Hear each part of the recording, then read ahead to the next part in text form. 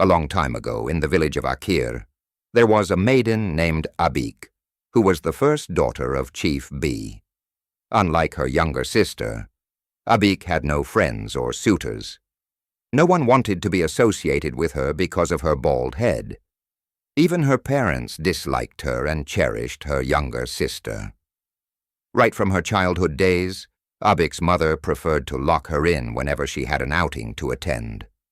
During various village festivals, Abik's parents would buy new attires for everyone in their household except Abik. Her father would say, "With what head would you show off these beautiful clothes and beads?" Abik, "Just stay home and feed the goats." Abik grew up in a community that hated her for a condition that wasn't her fault.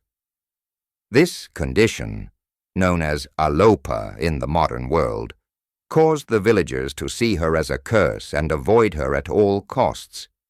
They believed her baldness was a sign of bad luck, and that anyone who associated with her would suffer the same fate. Wherever she went in the village, people mocked her, saying, "She's so ugly, she must be a witch," or "She sucks blood for survival." These and many other horrible words were hurled at Abik by the villagers. Abik grew up with a damaged self-esteem. She was unloved, so she had no love to give. The only thing that gave her peace was her voice. Oh, her singing was like that of a diva.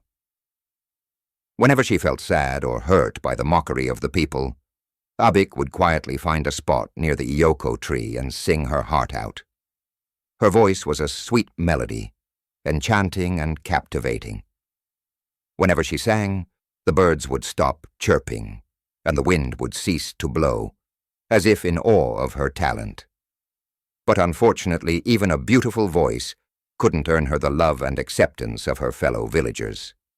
Even the adults in the village avoided her, as if her condition was contagious. Abik longed to have friends and be accepted by her peers. She dreamed of one day finding true love and starting a family.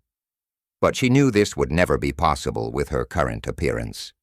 So she made a decision. She would pack her things and head to another village to start a new life, away from this group of people who hated her. It sounded like a good idea to her, and she immediately went into the house to start packing. Little did she know what was about to happen to her. Late into the night, Abik started heading towards the forest to begin her journey.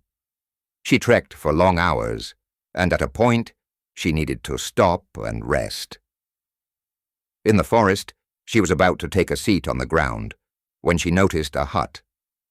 Happily, she approached the hut, thinking she could rest a little there until dawn.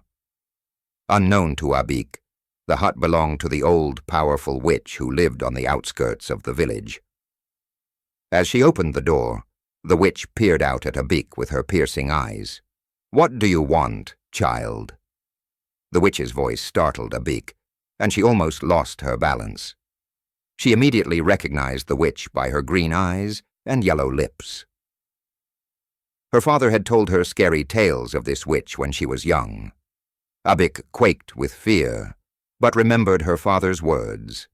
The witch was known to have powerful magic, and was rumored to be able to grant any wish. There and then, Abik decided that the heavens had sent her a solution to all her problems. She thought to herself, "Maybe she will grant my wish of having hair. I can finally have suitors. I will become beautiful." These and more thoughts crept into Abik's mind. Her fear disappeared, and she wore a big, happy face. The witch asked again in a croaky voice, "What do you need from me, child?" Abik instantly explained her wish to the witch, begging her to make hair grow on her head. The witch nodded and told Abik that she could grant her wish, but there would be a price to pay. Desperate to change her appearance, Abik agreed without hesitation. The witch handed Abik a potion and told her to drink it before the next sunrise. Abik, full of excitement, decided to head back home since her story was about to change for the better. She journeyed back into the village and at dawn reached her home safely. Quickly, Abik drank the potion and went to bed with a sense of excitement and anticipation. The next morning, Abik woke up and ran to the mirror, hoping to see a head full of beautiful hair. But to her horror, she saw that her hair had grown, long, stringy, and looking more like vines than actual hair. Filled with regret, Abik decided to confront the witch. However, when she reached the witch's hut, she found that the witch was gone, leaving behind only a note. The note read, "I am the key to unlock your heart. Embracing flaws is where I start. In loving myself, I find the key to true happiness and being free." Abik soon discovered that her new hair had a life of its own. It would move and writhe like snakes. The villagers, who were already afraid of her, were now even more terrified and avoided her at all costs. They thought she had become a monster. Even Abik's parents were horrified and refused to let her into their home. Forced to live in a small abandoned cottage at the edge of the village, she spent her days in loneliness and despair, regretting her decision to seek the witch's help. Years went by, and Abik's hair continued to grow longer and more uncontrollable. She became known as the witch's cursed girl, and no one dared to come near her. Until one fortunate morning, a handsome musician named Ad visited the village to perform at one of their festivals. After his performance, curiosity got the better of him, and he decided to visit the infamous Abik to see her vine-like hair for himself. When Ad arrived at her cottage, he knocked on her door. Abik, startled by the unexpected visitor, hesitated before asking in confusion, "What might that be? Animal or human?" Ad replied, "My name is Ad. Please, may I come in?" Abik, intrigued, rushed outside with her vine-like hair writhing around her. She was immediately shocked to see a handsome and elegant-looking man standing before her. She asked why he had come to see her, and Ad explained that he had heard so much about her and wanted to meet her in person. To her surprise, he added that he found her fascinating and even more beautiful than the stories described. Thus began their friendship. Ad started visiting her almost every day, and Abik would prepare delicious meals in anticipation of his arrival. This went on for months. One afternoon, during one of his visits, feeling close enough to her, Ad decided to encourage her to embrace herself. He told her how beautiful she looked and how lucky anyone would be to have her as a friend. Abik laughed bitterly and said, "You don't have to lie. Why would anyone like a tree-headed girl like me?" Ad, unflinching, replied, "Anyone would like a tree-headed girl because it is your tree-headedness. Your hair looks charming because it is on you. Anything Abik has is just perfect."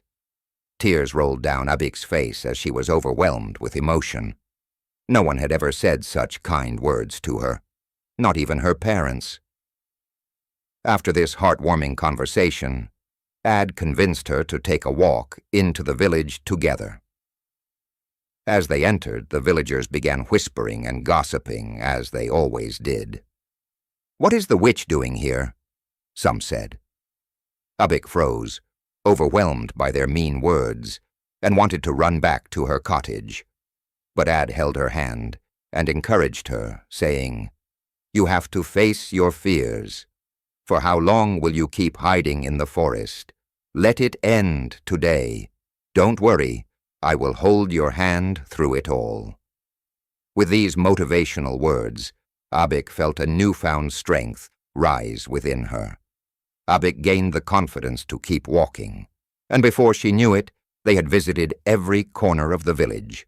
They even went to the market to buy food ingredients. When they returned to Abik's house, they prepared pounded yam and vegetable soup together. They enjoyed the hot meal under the beautiful night sky.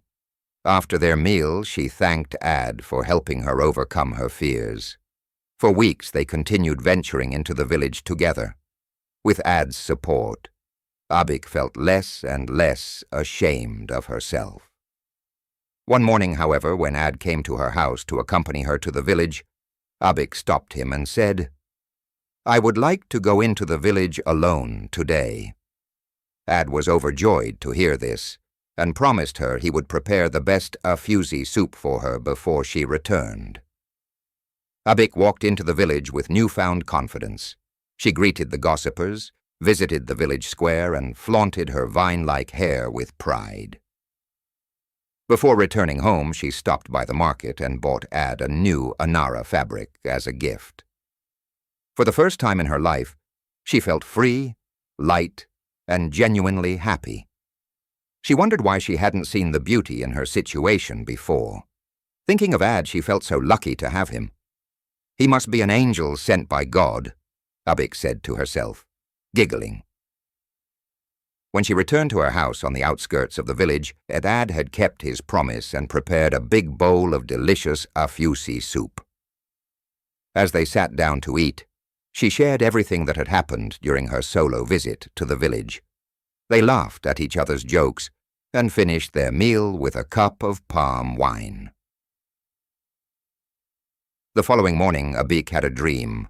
In the dream, she saw the note the witch had left her. "I am the key to unlock your heart. Embracing flaws is where I start. In loving myself, I find the key to true happiness and being free."